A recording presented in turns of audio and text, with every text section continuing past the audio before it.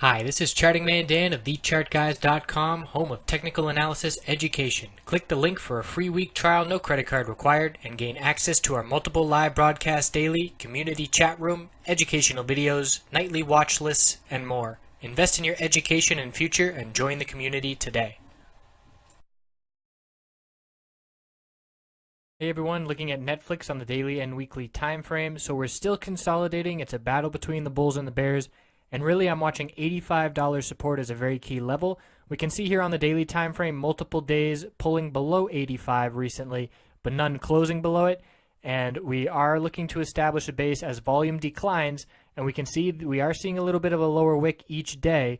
It is lower lows that are being hit. Once that pattern breaks, we can assume that the Bulls are going to see a little bit of upside.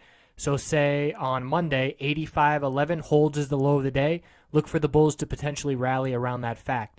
So $85 has been key ever since the after hours trading after this big gap down on the earnings release. Once that $85 level became support, the Bulls defended that, and that is still the case. So if you look at it on the shorter term time frames, the hourly chart, the 5-minute chart, you can see the bounces off that $85, and clearly we're seeing lower highs. This is a bullish candlestick, a hammer here. So if we do see that follow through, and again, that hold of 85.11, we will be making a move back towards the $86 range. The weekly time frame had a very bearish close below that 100-week moving average. Let's zoom out and see how long that has been support in the history of Netflix here. So looking back 4 years, and you can see we have lost this 100-week moving average support ever since that breakout occurred one time here back at the end of 2014. So let's zoom in a little bit and watch how that reacted. We had a close below it, and then we regained it in a big way 2 weeks later. So what this tells me is we're going to give the Bulls a chance to regain that 100-week at 86.91, and if they're unable to do so next week, if we fail a back test and get rejected, that's going to be a significant development for the Bears, and we're going to be looking down at the support down here of 80, make that 79.95, so $80 psychological.